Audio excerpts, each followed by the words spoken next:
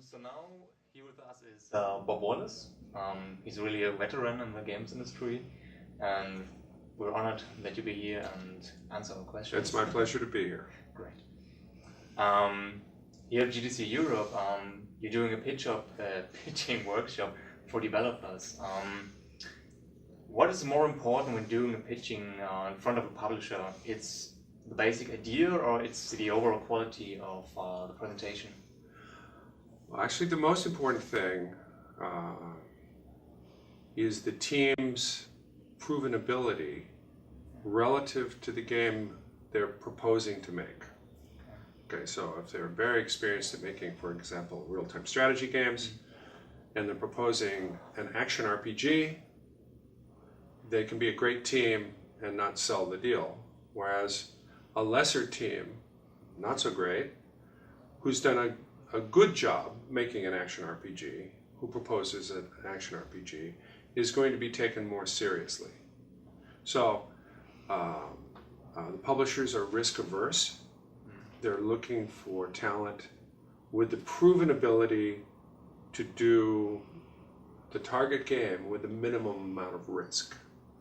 At the moment, we're in the age of online distribution, social media, mobile games. Why is it still necessary for a developer to search for a publisher? Well, it used to be. I'll give you the contrast. Yeah.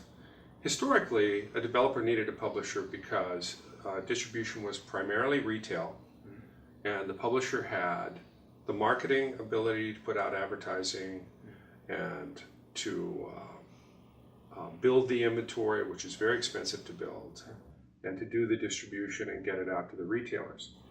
With digital distribution becoming increasingly dominant, and in the case of smartphones exclusively, the retail component is becoming less and less important progressively for certain games.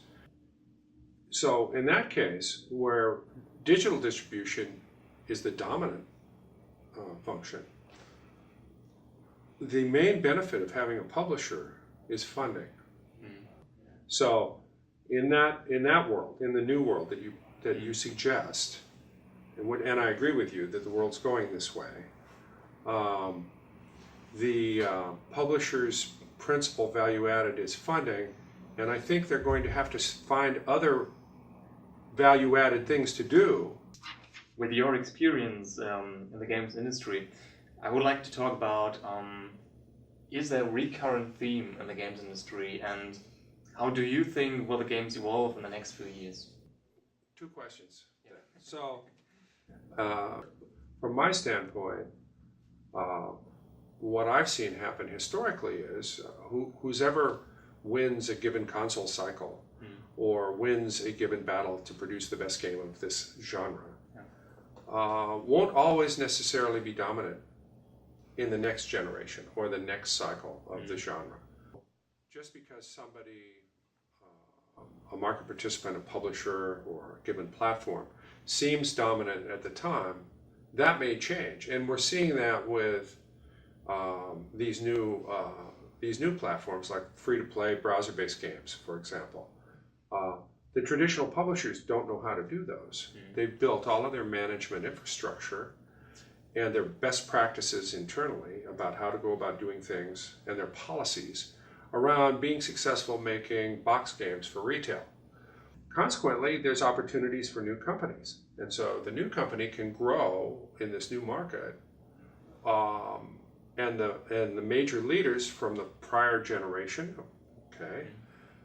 don't move so quickly, and they can find that now there's a major competitor. Now there's a big entrenched competitor in this new space. And I see that as a recurrent theme in that there's always, because the number of platforms are expanding and the total audience is expanding, there's always room for new major players whenever a new submarket emerges.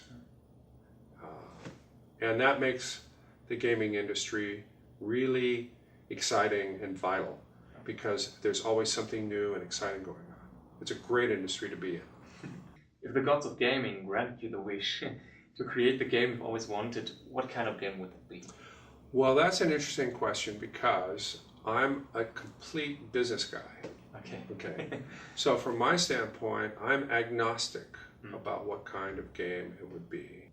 But for the good of the industry, not the game I've always wanted, but what would be best for the industry would be a game that could expand the mass market participation of an audience and get them involved in game playing.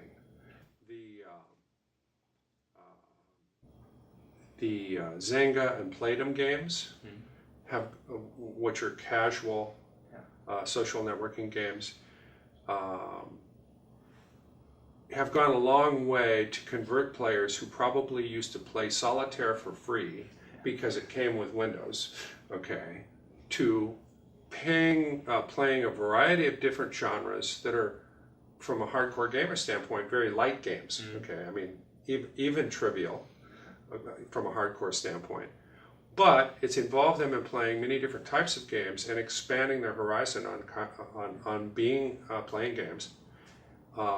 And it's done so in a way that's marketable. In other words, they're paying money to do so, which creates an environment in the gaming industry that allows us to hire more people, build better product, and have a bigger audience. So I would say any game that expanded the audience to become a mass market audience.